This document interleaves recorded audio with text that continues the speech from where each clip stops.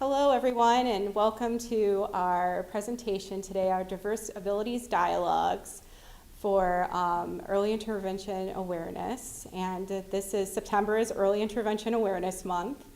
I'm Jenny from the Webster Public Library, and I do our Reader's Discovery, so any of the fiction in the library, and I do all of our technology training. But a big passion that I have is people with disabilities and helping families and caregivers with needs. My son and daughter both have disabilities. My son has autism and my daughter has Down syndrome and autism. And it's become a big passion of mine to help other caregivers and parents who need supports. And I was lucky enough to partner with Challenger Miracle Field of Greater Rochester and Parents Helping Parents Coalition of Monroe County. And we've started this wonderful collaboration to do these diverse abilities dialogues. Next month is behavior presentation. It's October, is that 2nd? Sorry. Yeah, October 2nd at 11 a.m. We're going to have developmental and behavioral resources and challenges panel. So we'll have some people from strong behavioral and developmental pediatrics. Ooh, that was a mouthful. And so I hope that you all will be able to attend next month as well. And all our future presentations, we're looking into scheduling some through next year. So maybe January through June. We're really working on coming up with a new bunch of topics for everyone because we want to continue this on. So without further ado, I'm going to give Beth the microphone and let her talk about Challenger. There you go. See if I can do this without hurting anyone's ears. Okay. All right. Hi. My name is Beth Cunico. I am the director for Challenger Miracle Field, and we are a program that offers sports programs and recreation and social engagement activities for people of all ages with all abilities. We serve the greater Rochester area. We've even got kids that come in like from Batavia, so we've got a pretty big reach. We're always trying to grow and offer more to meet the needs. And I love that. I'm very passionate about it because I started out, like I was saying to you guys, I started out as a volunteer with my daughter being a player. And so this monthly panel that we're doing, I also mentioned I was that parent that had just moved here with a newly diagnosed kiddo, very young, and didn't know what was available. So I'm really hoping that with this project, you know, both in person and online, that we're able to really reach a lot of people who maybe have questions, aren't sure where to start, and just need those supports desperately. So I'm really very happy that you guys are all here to join us today. So, Britt, I'll hand it over to you.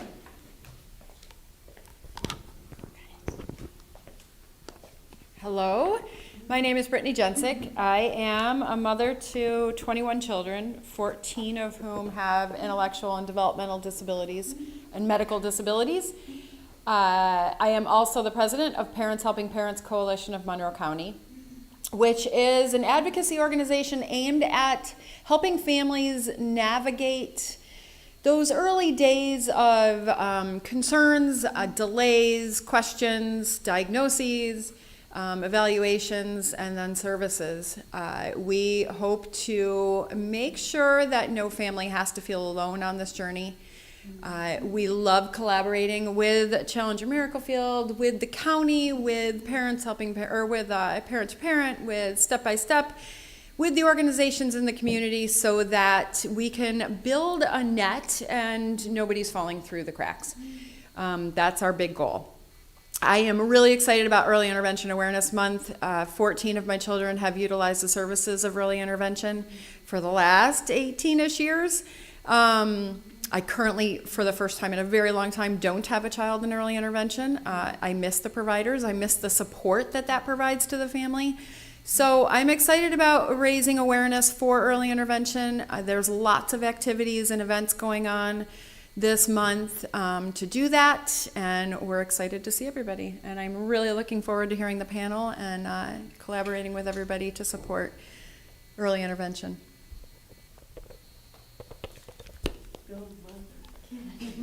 So as I said, if you guys could talk about your organizations and then like how you became involved in it, like how'd you get your start, and then we'll have some other questions after that. my name is Jessica Dybo, and I am currently the preschool coordinator for Monroe County. I help oversee services for kiddos from 3 to 5 years old. I started after college. I'm director of a daycare and really just involved in many different abilities for kids, 6 weeks up until 12 years old. And then I came to the county and worked for early intervention for many years, and now currently work in the preschool program. And that's me. Thank you. Kristen Kane. I also work for Monroe County Department of Health. I oversee the early intervention program. I am going to date myself here. I graduated college in '96, and as part of my college experience, I did an internship at the Monroe County Department of Health and worked with children and families in a public health related capacity. And then I spent some time shadowing in early intervention, one of my colleagues, and I'm like, this is where I have to be. Like, this is it, really supporting children and families who have concerns about their children's development and helping support them along their journey to access resources and support in our community. We're really fortunate to have a lot of valuable community partners that Britt names, and where, it is very rewarding to work in the field. So it's been about close to 30 years for me that I've been in early intervention. I'm Amanda Wilbur. I'm the regional director of a company called Step by Step Developmental Services. We provide early intervention, preschool, and outpatient services to children with special needs from 0 to really 21 in our outpatient clinic. I'm also an occupational therapist, and I've been an occupational therapist in EI for 13 years. I got into occupational therapy, I think, because you get to think a little bit more outside of the box. Your day is different all the time. I'm not like a straightforward thinker. I think where PT is a little more that way, but yeah, it's been a really good 13 years, and we just continue to grow and try to support the community the best way we can. We're one of many organizations that are in early intervention, and many independent providers in the county we work with also in early intervention. I'm Danielle Hyde. I'm a physical therapist. I've been in early intervention for 27 years. Started in the Binghamton area, and then I moved to New Jersey and provided early intervention there, and then I've been here at Step by Step for, it'll be 21 years next month. And been working as a supporting our staff as a team leader for about 2 years, 2.5. Mm-hmm. So I support all of our providers from a clinical perspective, and any others that they need.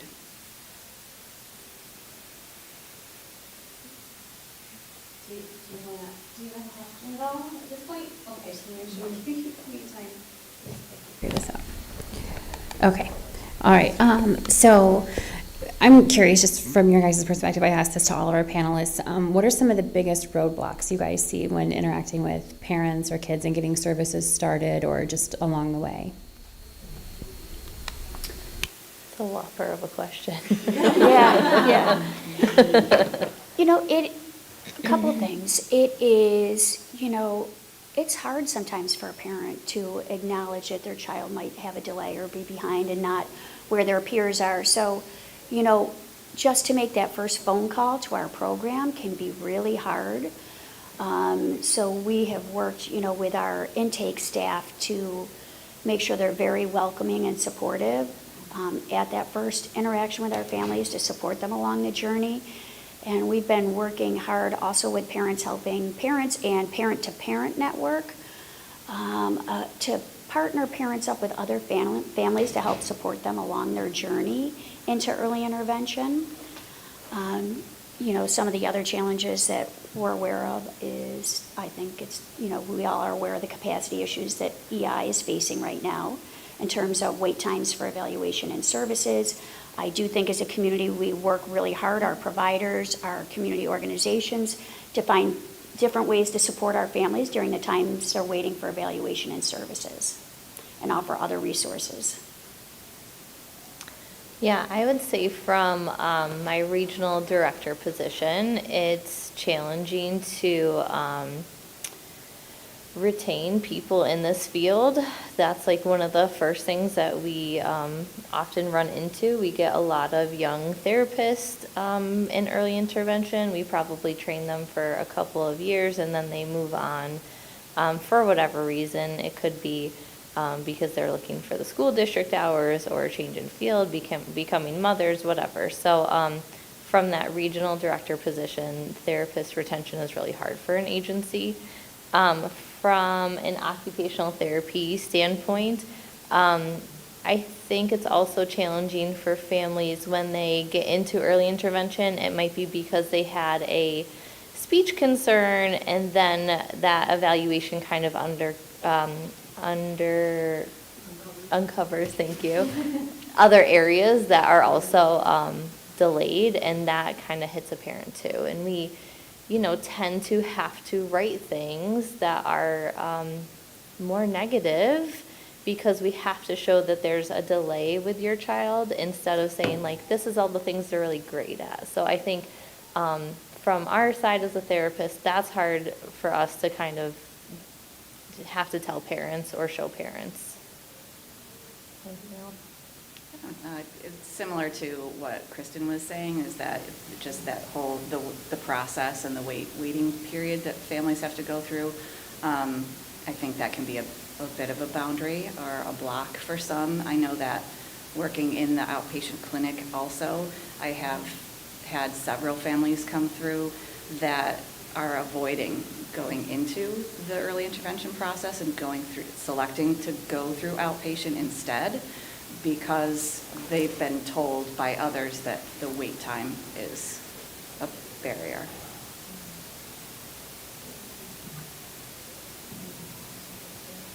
I was just making sure Jessica didn't have anything. I mean, there is some differences between early intervention and preschool, and I think,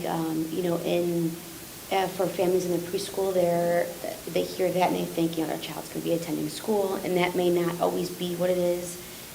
Sometimes it is, sometimes it's not. So I think really having families understand the process for the preschool program and how you have to work with your school district, that may be a barrier for a lot of families as well too.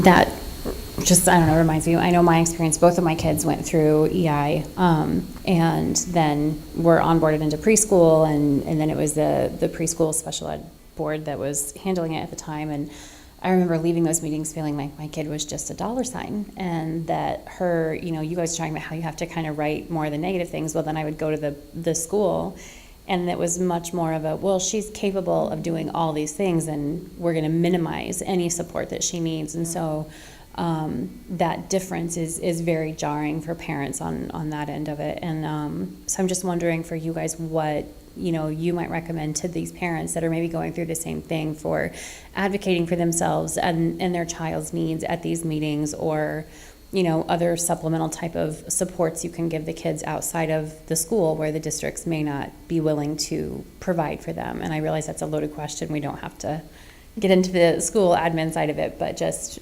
from your guys' perspective, what you might recommend for that situation and those parents.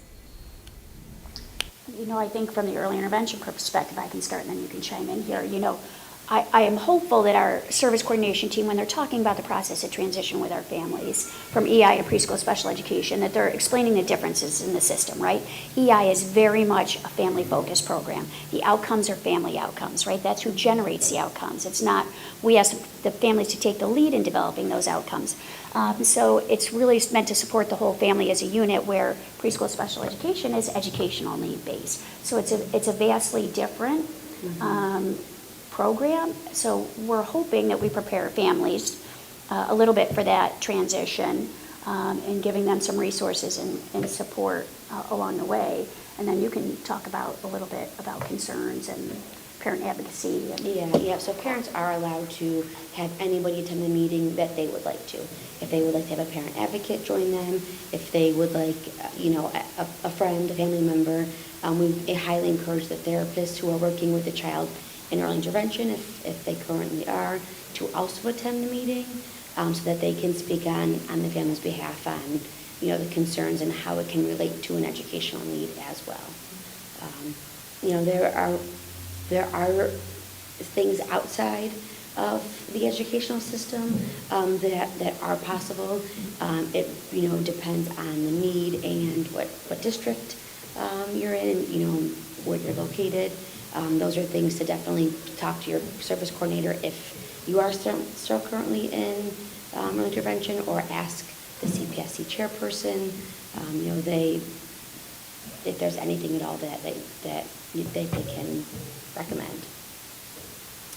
Yeah, I'll say the step-by-step outpatient therapy center uses an insurance, and we often see the kids who are not qualifying for school-based services. So if a family is still concerned, there are some other outpatient clinics in the area. It's not just step-by-step, but we definitely get a majority of those kids who used to get EI services now no longer qualify for EI services. And I'll say, as an occupational therapist, in sensory processing, that seems to be like one of the biggest concerns, or emotional regulation. And to a school district, right, sensory processing and emotional regulation does not necessarily impact your academic skills.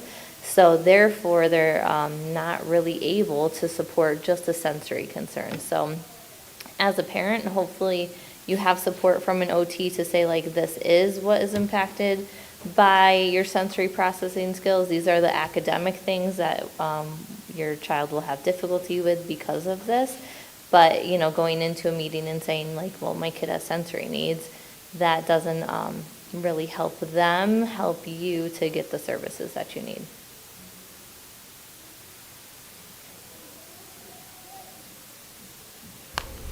And I don't know if this has been like answered already, but I just feel like we talk a lot about like all these acronyms and a lot of these things that are already like me and Britt and Beth, we've already been through these services and we understand exactly what's going on, and you guys, like, you're speaking our language right now.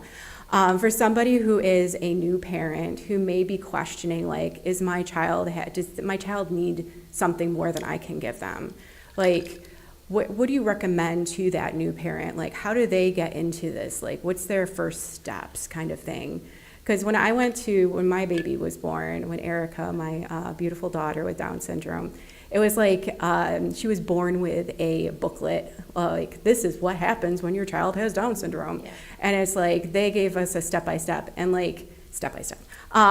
They like told us what to do. Like, the hospital was like, we've already contacted early intervention for you and somebody will be in touch. And you know, it's like, oh good. But then when my son, he had been diagnosed with autism when he was just starting kindergarten, that was a very different, and I felt very lost, you know. So as a new parent who may be seeing some of these things in their child, that they need services or need help, you know, what are your recommendations for that new parent who may not understand a lot of what we've already discussed? Just to I know that kind of, we probably should have started somewhere like that, but I'm gonna jump in there and just say that. You know, I think hopefully families are establishing a good relationship with their primary care home, right? With their pediatrician's office, family care practice. And really, the Academy of American Pediatrics is working really hard with pediatric practices and family care practices to ensure that they're doing ages and stages or some developmental screening at the appropriate junctures with families.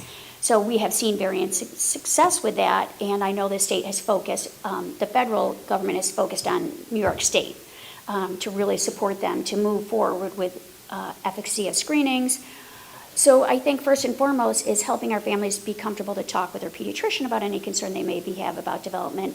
And hopefully the pediatrician will advise them to contact early intervention or preschool special education services or give them necessary support. We are engaging in a project through our local early intervention coordinating council where we are going to be doing outreach to pediatric offices, community centers for just that purpose, to raise awareness about EI. What is EI? What are other resources besides EI and preschool special education that exist in your community for support if you have concern about your child's development, and also how to support pediatricians in engaging in those conversations with your family.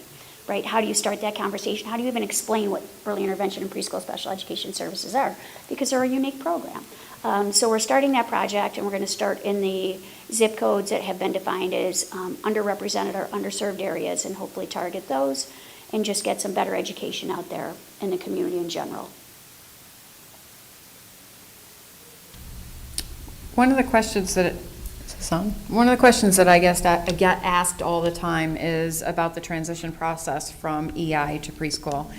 And I know as a parent going through it, it was really difficult for me to understand kind of who was in charge of what piece, you know, where was the funding, where were the decisions, you know, kind of, and I know it's different for each of the areas, and that's not necessarily relevant to the family because it's not supposed to be about funding. But, you know, as Beth was saying, I think when switching from EI to preschool, it's a big change. What would you recommend to a parent, just even in terms of the basic logistics of make sure your service coordinator, you've had a conversation with your service coordinator at this point in early intervention to talk about transition, kind of just like a timeline and what is the family's responsibility and what is the service coordinator's responsibility in the whole process? All right, I'm going to distill a really complex process down to a short answer. Okay. Kidding. So at the child's second birthday, well, the service coordinator, let me back up. At the initial, the service coordinator is supposed to talk about transition from the point of referral. As soon as the family's referred to EI, you're supposed to at least mention the concept of transition. There's a parent guide that New York State developed that has different sections in it. There's a whole section on transition. So at every IFSP leading up to the child's second birthday should have at least heard the word transition. It's really at that child's IFSP closest to the second birthday, they're going to have what we call an in-depth discussion around transition, about what it looks like, what does transition mean, what is preschool special education, and how does that process work. So that discussion should happen at that meeting. That is the time the service coordinator will also talk to the family about submitting a written notification to the school district. That notification goes to the school district to notify the district that the child may potentially be coming to them to be eligible for services for preschool special education. So that is the first step in the process. And that's done by the service coordinator? That is done by the service coordinator. That's called a notification. And then 4 months prior to the third birthday, the written referral goes to the school district. That is the formal referral that starts the process. So the service coordinator is responsible for submitting that. However, the parent has to sign consent for that. Sometimes parents do opt out. They have, you know, it may not be their priority at the time. They may have some concerns about having services through the school district. So some parents do not choose to engage in that process. But the service coordinator will submit that 4 months prior, and that will start the process with the school district reaching out to the family to acknowledge the referral. And you can talk about what happens from that point Yeah, so forward. once the district receives the referral, they reach out to the family and they begin a conversation of kind of next steps. You know, some may reach out once or twice or 3 times. I think at that point, about 4 months before your child's third birthday, that's when, as a family, get to know your school district. You know, return phone calls if you get anything, if you receive something in the mail. If you don't know what it is, call the district, call your coordinator, you know, find out what it's for. You know, sometimes they receive the packet, families, and they may think like, oh, I don't need this yet. You know, we're not going to kindergarten for many years. But that may be needed in order to get the next step in order to receive services. So make sure that any phone calls, letters that you receive, you know, you respond and act upon. You know, after that process is started, evaluations will happen to determine eligibility for the 3 to 5 program. Just like when families come into early intervention, they receive an evaluation, they also receive evaluations for the 3 to 5 program to determine if the child's eligible and what for the 3 to 5 program. So it's a really kind of very hectic time. Evaluations and the eligibility meeting will need to occur prior to the child's third birthday. Sometimes we talk about, you know, before your child's birthday, we have to do all of these things, and parents think, oh, we have a whole year till my kid turns 3. But there's so many things that have to occur, and they all have to happen prior to the third birthday. So once that third birthday occurs, then you'll transition from the EI program to the 3 to 5 program. I think just that in between is where a lot of families get confused and they're not really quite sure what to expect. And hopefully along that way, the service coordinator is supporting that family to the best of their ability, making those calls. Hey, did you get your packet from your school district? It's really important you sign it, you return it, you follow through with the registration process. Sometimes that's where we do see a little bit of breakdown is the registration process and the family fulfilling that requirement. So it's just continuing to work, have our service coordinators also help support that process as well.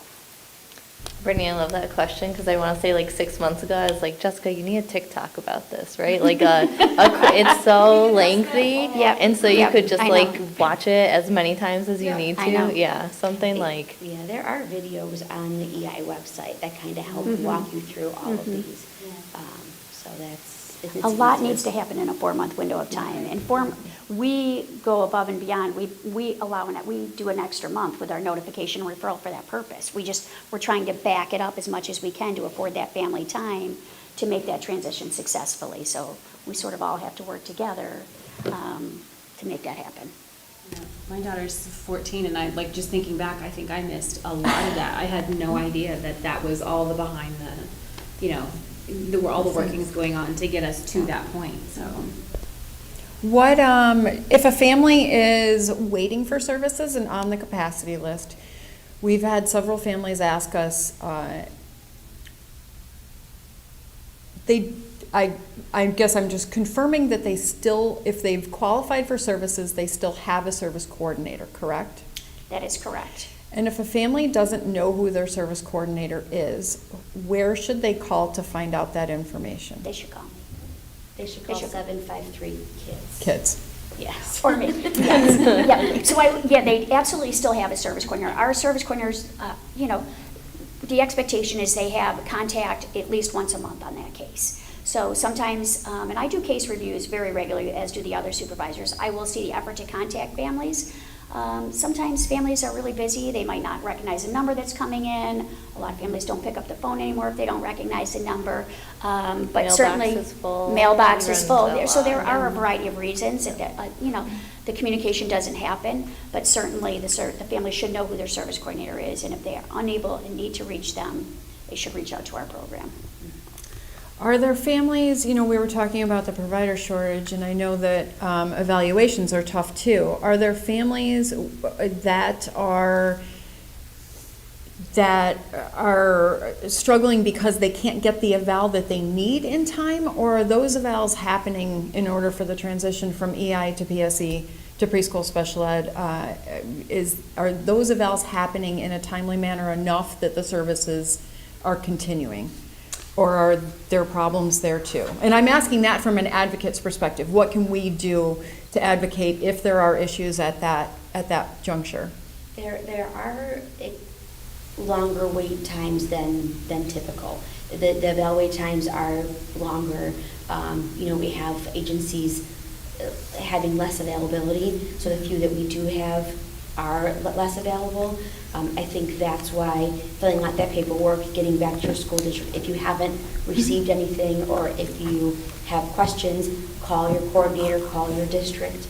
I think that's why that piece is so important, because those eval wait times are longer than they typically have been in the past. Yeah, I think that, the parents' awareness and understanding of your services in EI will come to a halt if we don't get this process completed, making sure that they understand as soon as they receive communication from the district, you have to act on that right away because of some of the capacity issues, because that's what may be the offshoot of that.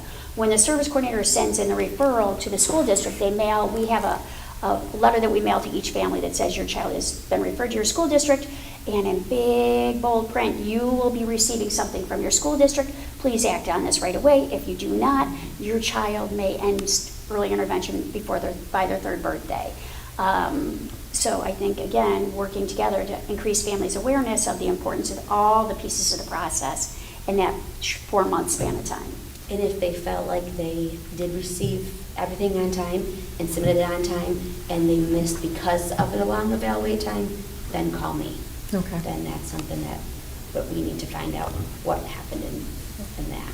So, yeah. What do families do who have never been involved in early intervention, didn't have a need for service or didn't see a need for service at that point, but once they get to that 3, 4, 5, before kindergarten, they are realizing that there are some issues and need supports? How does a family initiate services at that point? So that would go directly to your school district. If you're not sure who to reach out to at your school district, you can call them and ask them for the preschool special education office. You can call 753 Kids, and our intake staff will provide you with those direct numbers if that's something that you can't find. Do you, you want anybody else go on? I've got lots of questions here. Good, yeah. Do you need a referral for outpatient services at Step by Step? No, if you go online and fill out our intake form, we look at your insurance information in the background to make sure we accept your insurance, and then we'll call you back to let you know if we accept your insurance or not, and then schedule an evaluation for you. We will ask your pediatrician for a prescription for you. Your pediatrician doesn't have to send you to us. Do you need to have, sorry, one more question. Do you accept private pay patients? Yes, yep. Okay, I'm done. For those people who can't like afford services with Step by Step, how does that work for them? Like if they wanted to do outpatient clinic, or, they're concerned about their child, but they weren't really sure what they needed, is that how do those evaluations go? So they're two separate questions, sorry there. No, I think we would say you should go through early intervention or preschool. If you have concerns, that's like your first stop. We would rather see kids go through EI in preschool than come to the outpatient clinic, right? That service is free to you. They come to your house or your daycare or your preschool, wherever your child is located. So we would much rather see you access those services. We know young children do best in their natural environment, right? It's a lot of times when they come into our office, they're thinking they're coming to their doctor's office, and are they about to get shots right now? So definitely go through EI in preschool or your school district first. Then I'm gonna reiterate what these ladies said, is that if for some reason your child does not qualify for EI preschool or school district services, then I would ask that person, the chairperson, what other resources are available to them, right? There's Parenting Village, I know, right? It has some good support circles. There's lots of other agencies who are trying to find other ways to support kids who maybe can't pay for private services, don't have the insurance we have. So hopefully we just continue to build that network. And Nazareth has, their graduate students will work in the clinics and offer services, free or sliding fee scale to families as well, which is great. And I think some of our other local colleges and universities are starting to do the same, so it's great. We have such a wonderful community all pulling together to help support our families. I had a question about because when my daughter went through early intervention, there wasn't a wait. So I was very lucky, but is there a wait for evaluations, or if somebody wants to get evaluated, to push that without having to go through early intervention so they can get those services, will that bypass? No, oh, okay, so they have to go through early intervention services and be evaluated by that to get services through early intervention? Yes. We also often get asked that for preschool, right? Can we just come to your outpatient clinic, and will the school district accept this evaluation? No, they have to do their independent evaluation. And the wait time varies for evaluations in early intervention. There's a shorter wait time for families who are willing to try a teletherapy eval versus an in-person evaluation. I would say the in-person evaluations are a little bit longer wait, but teletherapy eval sometimes can happen within a week or two, so it just sort of depends. And it depends on the qualified professionals needed for the evaluation to the disciplines. So I'm confused about the wait time. Is that for new families starting? How long is that wait time for the typical person that is going through the program? Yeah, so it depends. Again, it depends on the qualified professional or discipline needed for the eval. Some, a physical therapy evaluation might be a longer wait than a speech concern. So that may vary the time, but also whether the family will accept a teletherapy eval. Teletherapy evals are generally a shorter wait, can be done within 2 weeks, sometimes of the year, and then in-person is a little bit longer of a wait, for sure. I was just, because I've heard a lot of families who are confused, and they're like, oh, I've heard there's this long waiting list, like 700 people are waiting on waiting lists. And like that, like puts a deterrent for people to even call early intervention services, because they're just like, well, if there's such a long list, they're not gonna help my kid. You know, which is kind of like, you're putting a barrier in front of yourself before you even get started. So to me, it's like call and see what happens. But so is that 700 waiting list or whatever that horrific number is that like true? And like, how long does that list, like, how does it take to go through that list? Like, what does that even mean? Do you know what I mean? I'm Yeah. sorry, the whole No, thing's great confusing to questions, me. great questions. So I was talking about the initial avail time to come into the program. So once a child's, if they're determined eligible off the initial evaluation and services are authorized on their individual family service plan, or IFSP, most families are having a wait to start services due to capacity issues and the shortage of providers, not only in New York State, but nationally. So that's where that EI services needed list that people hear about that's what that is, children and families who are waiting for services to start. And it's unfortunate, again, that's a little bit of misinformation. Families should still always call and at least have the conversation about making a referral to early intervention. Because you can access the evaluation, and you know what, the evaluation teams are great. They will give that family a lot of different ideas and suggestions and information that will be really helpful and beneficial to that family, to at least get the process started and get that family some information. And then the service coordinator and the county work to secure providers to start services. Again, there's a lot of variation in how kids come off that list. It's not like an order. Providers get to choose what children they pick up for services based on geographic location, frequency, duration, and the need. So providers then choose the cases. So some families may wait a month. Some families, if they're in an underserved area that there are not a number of providers available to serve, may have a longer wait. Families ask it all the time, well, how long am I going to wait? And I tell them what the variables are. The more flexibility a family can offer in terms of hours for scheduling is going to be helpful. Are you able to meet your provider at a different location in the community? Do you have access to transportation to get to a library, a playground, a community site if a provider can't get all the way to your home? Talk about teletherapy. So we try and brainstorm all those options to decrease the wait time for services for our families. Can you all tell us a little bit about the different services that are, kind of the scope of services that are available for EI preschool and clinic? Like, I know there's OT and PT, but what other services are available to people? So for early intervention, yep, we have occupational therapy, physical therapy, speech therapy, special instruction. We had social work. Unfortunately, we have no social workers due to capacity. So if anybody knows any social workers in the community, send them our way, please. We have teacher of the visually impaired. We have teacher of the deaf. The new regs outline some additional QPs that will soon be allowed to practice, and we'll be sharing information about that with the community and our providers once that is formalized. And in terms of different methodologies for service, we offer services ideally in the home with a family, because that's where we want to be, in a family's natural environment, or at daycare centers, community centers, libraries like this. We have providers that see families in libraries, Head Start. We also offer what are called parent-child groups, which is an awesome opportunity for a parent to go with their child to a small group run by either a speech, OT, PT, teacher, to work in small group, different foundational skills, and then the family practices at home. So that's really something that we have expanded in the last year, are offering of parent-child groups to help with capacity and get services to our children and families.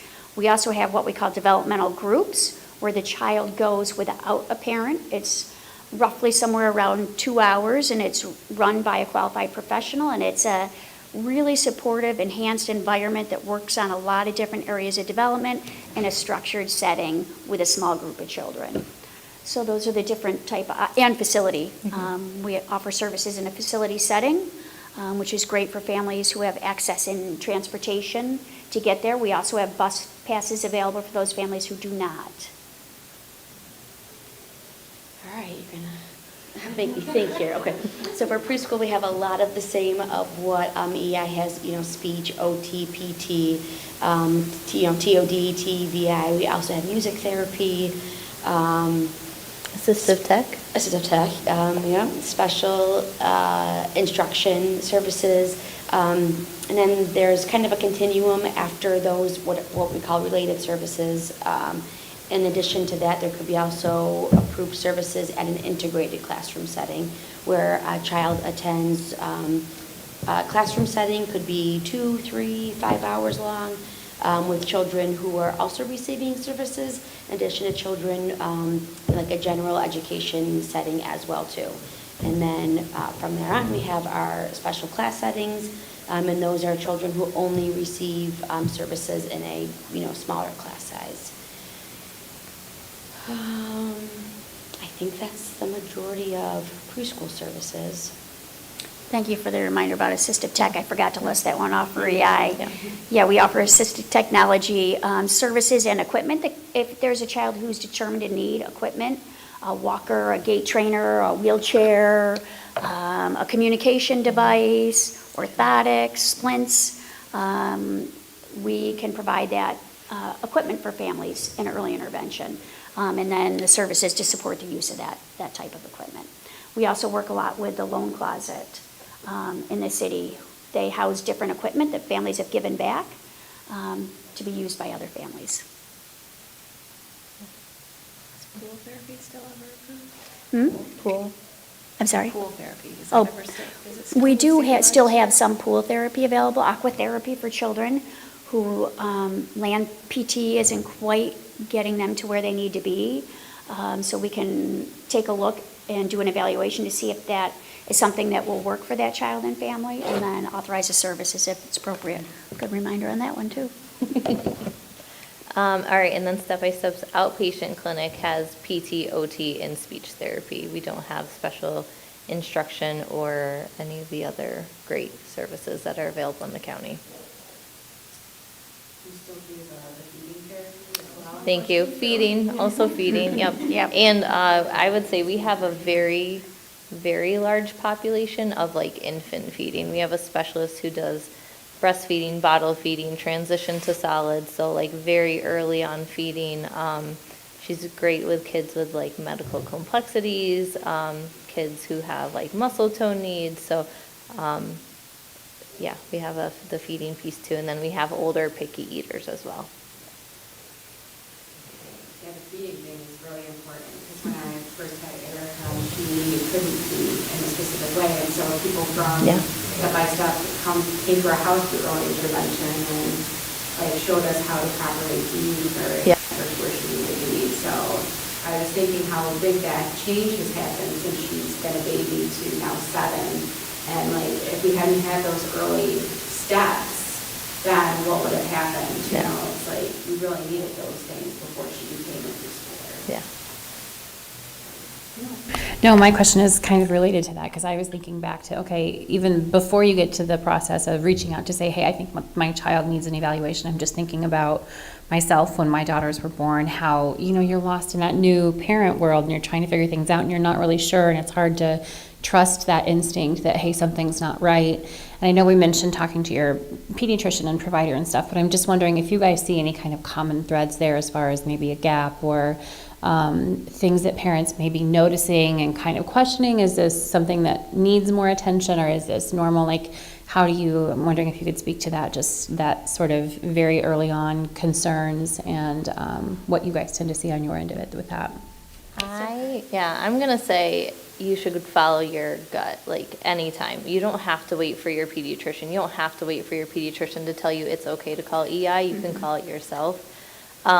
I do think sometimes we see a gap, and pediatricians are fantastic, but they're also medical providers, right? They're there for the cold and the rashes and the ear infections, where the people who work in EI truly know development. Like, many people have been here for a very long time, and so a lot of times you'd be surprised what we can tell you in an hour about your kiddo. And there are things on like the CDC website, things that you can just like check in yourself before making an appointment with your doctor. check the CDC websites for their milestones. They have like a milestone tracker. They have a lot of different resources that you can just use.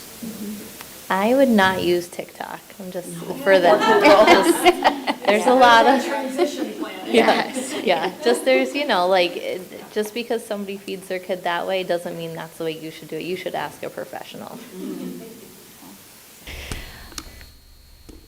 I was just curious. So, when you go into families' houses and like one of the children in that house is like receiving services, but you notice other things about other family members, is that tricky? Like, are you not allowed to say anything, or can you give recommendations? I was just curious. I'd say it is tricky, but it's one of those things that you kind of have to develop a sense of, figuring out where the family is and what their needs are. So you certainly can, observe and make recommendations for other family members, but it's not something that it's something that you would put a lot of thought into first. It wouldn't be something that you would just Like say. on your first visit, be like, hey, it takes some, it takes some really time. kind of have to, Yeah. that's a skill you develop, I Yeah, think, over yeah. time into how And to it- read where families are. Yeah, and it's really hard, right? Because we see 10 different families a day, and everybody is different, so you just don't know where they're going to be. It's hard because like pediatricians, while They're fantastic. Yeah. they are Yeah, great, yeah, yeah. but they see your child for like 30 minutes once every 6 months, if that, It's so then with somebody who you trust, like from early intervention coming into, like it's a whole family support, and you're seeing them every week, possibly maybe twice a month, but it's like you see them more often. So you get the advice from, I guess this isn't really a question, but it's yay, you guys are awesome. But it's like, how do you do that though? Like, bridge that. I mean, you obviously have to make those relationships with families and with, whoever's supporting the child, so. Yeah, I would say that the parent is the expert. No matter what house you walk into, the parent knows their child better than anybody else. And so, if we kind of come in and railroad you, that's not going to work for anybody, but trusting that the parent is the expert and they know their child. And, the therapists work really hard at trying to connect with people and keep it professionally connected too, right? Like not cross a personal boundary, because at the end of the day, like we have to talk about your child and the goals for your child and keep our focus on that, but help you learn about how to help your child too, so. Thanks. What does a family do? You were just saying, the parent is the expert. Not everybody jives with everybody else. What does a family do if they have a provider that they feel like they're just not quite building the relationship with that they hope to be? Nobody wants to be on the capacity list, but it's not really helpful to a family or to the therapist to have a relationship that's not quite jiving. I'll let Kristen take it, but. Yeah, I guess it's different. I guess it's different at every stage, but what would a family do just in general? I just really want parents to say that to their provider. Like, we are not on the same page. I'm not understanding what's happening here. Why are you in my house, right? We get that a lot. We do. We hear parents are like, I don't even know why you're here every day. And that, like, right there, that's a problem. And you need to say that to the person in your house. And I know that's really hard to say. I have 2 kids. I sweat when I'm in the pediatrician, and like, for what reason, right? So I can imagine like saying that to somebody is really hard, but you have to be like, I don't understand. You have to tell me more. Why are you in my house? What are you doing with my child? For what purpose are you doing that? What is he getting out of this activity? If it's hard to say that, you can call your service coordinator and ask them for some support, and your service coordinator has come out on visits with us to say like, okay, this is what we need to work on. You have somebody who's in your corner, so. Yeah. That's beautiful. That's perfect. Yeah. I think it's about expectation and understanding. I do think that's what it's about. So we always ask our service coordinators to encourage, help empower that family to have those difficult conversations, because they're gonna need that skill set their entire life, right? So it starts with us. So really encouraging that, just like Amanda said, if the family is really having a hard time with that, let the service coordinator come out. She'll sit with you while you have that conversation with the providers, and hopefully come, get a better understanding of what it is and what the expectations are around the services. If that relationship cannot be remediated and we just can't make it a functional working relationship, we're certainly not going to force it. That's when we would offer the family the opportunity to change providers, understanding that they may have to go back on the EI services needed list for a while until we can find a new provider. But really, our hope is always repairing that relationship and understanding better what the services are about and expectations. What about the school district piece? First step, talk to your provider, same thing, Amanda said it was beautifully. And then if not, reach out to your CPSC chairperson, and they will, work with you on different options or what next steps. Is there somebody above your person, like, is that your district? Like, who's above your district person? So there. Somebody from our county that. Yeah, there's myself, and I just help coordinate between districts and providers and families. So you can reach out to me. At the district level, maybe the superintendent may be above them, or, but There's there's. nobody that's from the county, like if you had, let's say, a second grader, like that needs, hypothetically. A second grader, who's not getting what they need at school, and while they have very well-meaning people in the, your district, who's above the district? Is it just your superintendent? There's nobody from the county that you can go to, right? There is like a special education quality assurance. We call them SEQA, SEQA. There is somebody at the state office that is able to help, work with families. The word I'm looking for is like mediation, things like that. There's mediation, different things that could come of it. Myself, it would be me at the county level, and then district level would be superintendent or director of preschool or special education services, or the CEQA office. Okay. I just heard from a lot of families that they struggle, in those CPS meetings or the CSE meetings with, getting their services and having that communication. Like you were talking about a parent advocate, some places won't even let you bring in a parent advocate, is what I've heard. And so it's like, it's a real struggle for families to get the needs that they need for their child, And that's something we've heard across the board in many of these presentations, that families are really struggling to get the services. So, and then it just feels like, you've gotten to a level and that's it. There's nothing else you can do, you just have to deal with what you've got. And that's really, parents don't want to just deal with what they got. They want to make their child succeed, Yep. Yeah, they can start with me, and then we can kind of discuss what the next best options would be. But yeah. I think Starbridge is also a good resource for families to utilize for support. And, I don't know about FACE, about. The EC FACE Center. Yep. Family and Community Engagement Center is what Yep. FACE is. Yep. There's some folks there that are able to help out. So there are some resources that we can reach out to. This is probably a totally unrelated question, but another question that we get asked a lot as advocates. If a family is realizing that their child should qualify for Medicaid and/or OPWDD services, is there anybody, usually the 0 to 3, you're still kind of figuring things out and they're being kind of covered by early intervention. It's usually that 3, 4, 5 age range that we're getting calls from families. Do you guys have anything to do with that, or in terms of kind of helping the families through that process or giving out any information, or what would you tell a family that comes to you and says, this is what I'm thinking I need to do, where should I start? Yeah, I would recommend starting with the front door. That is a great first step for families. They can, receive a lot of information there, and really what next steps. And can you just describe what front door is? Because for a lot of people, they're literally envisioning a door. A door, right? Yeah. Right. Yeah. I don't know. Yeah, no, I think in early intervention, we try and support families to engage in that process prior to transition time to the best of our ability. It is a challenging system to navigate if you're not that familiar with it. We also have our contact at Person-Centered Services, who is willing to help a lot of families through that enrollment process as well.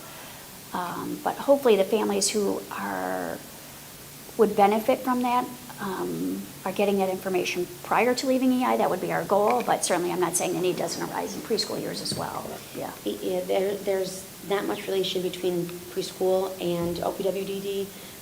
You know, there is some, but not as much support. I think that's part of the problem, is Yes. that people are realizing, hey, I should be doing this at that point, and there's kind of a disconnect there. Yeah, there are two agencies. There's a Person-Centered Services, and then Prime Care, thank you, is the other one.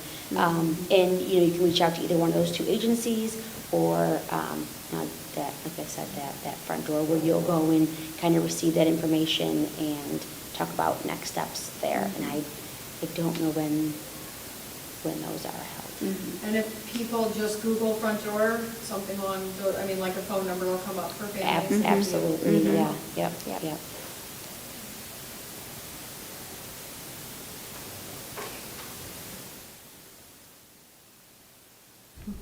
Do you have any like last thoughts that you would like to share, or things that, you know, you wish people asked maybe, or something like that, that you would like to share at the end here? I think the only thing that I can think of is just reach out and ask questions if you're not sure at all about anything. Whether to start the process, if you don't know who your contact person is, if you haven't heard from anybody, you know, just always just reach out. You know, I always recommend that first step is that 753 KIDS number. That's always a good, you know, our intake staff will then help direct you on where to go next. I just say, you know, ask. Agree. As a parent, trust your gut. If you have a concern, reach out to the KIDS number, our website, monroecounty.gov, go to early intervention or preschool. We have a referral form we have now put online for families. You know, like I said, sometimes it's hard for families. They don't want to make the phone call, so it's easier for them to fill out a form online. It comes right to it's a confidential form, comes right to our portal for intake, and then we reach out to the family. So trust your gut, reach out, have the conversation, and then you can make a decision whether early intervention or preschool special is right for you and your family. I'm going to say, as a therapist, that I want you parents to sit on the floor with me and ask me questions and ask me why I'm doing something with your child, and ask if you can try it also with your child. I want you to be there with me. Don't be nervous about me being in your house, or like, I don't know if I should ask her that question. We want you to be as involved as you can be. I'd say it's really a lot of the same. I'm kind of repeating myself, but yeah, I mean, it's great to, you know, meet families, however you meet them, and then have them call to initiate early intervention, and they get the information that they're looking for, but really trusting themselves first. I have a lot of parents that are hesitant, and they shouldn't be, because they already know. It's just kind of trusting themselves. So that's a big one, I think. Does anybody else have any other questions? Well, I want to thank you all for coming today. You've been amazing with such a wealth of information. And I just want to reiterate, this is 735 KIDS. Is that the number? 753. 753. Yeah, Okay, 753 let's kids, put it in the yeah. wrong phone number here. 753 KIDS. If you have any questions, and if you have any other contact information, I can always put it up on the calendar listing for the event today, so people can know what to contact. But thank you everybody for coming, and if you have any other questions after the recording, just come up and ask. All right, cool. Thank you.